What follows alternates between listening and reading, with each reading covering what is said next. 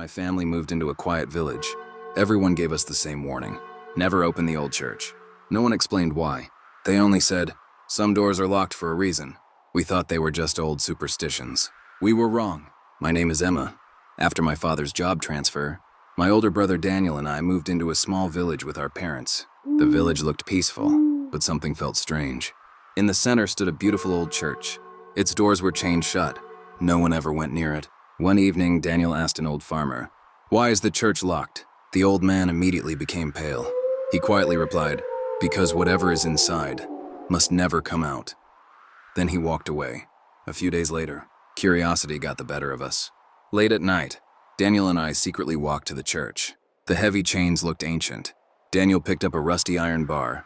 With one hard swing, the old lock shattered. The giant wooden doors slowly opened by themselves.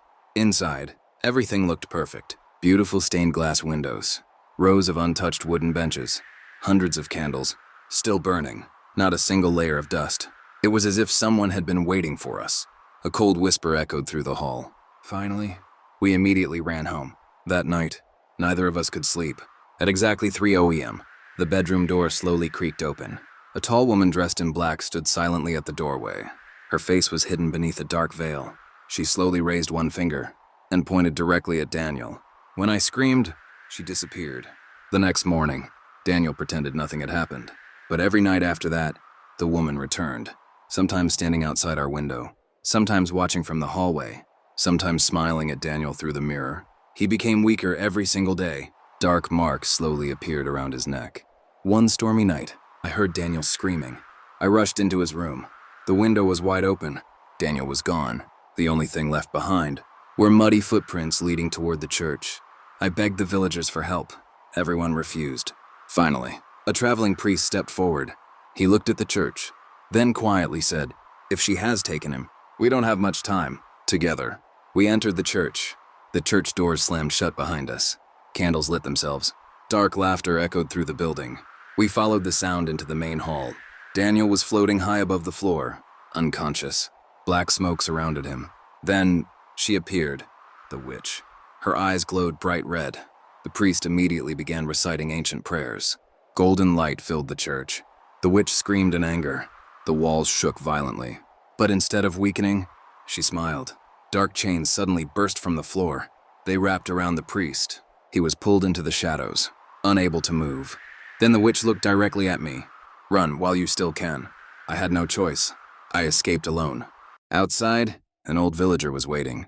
He wasn't surprised to see me. Quietly, he said, "The witch cannot die while her soul remains hidden." He handed me an old map. It showed a secret basement beneath the church. Then he whispered, "Down there, you'll find a clay vessel. Break it, and her power will end forever." I returned to the church alone.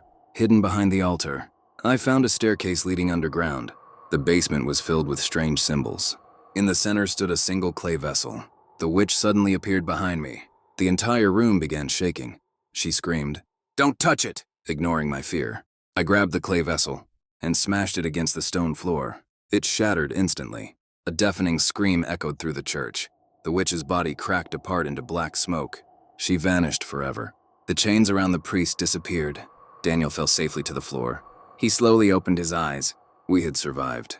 The next morning, for the first time in over 100 years, the church doors remained open. The curse was finally broken. But as we walked away, I noticed one tiny piece of the broken clay vessel, still lying untouched, deep inside the basement.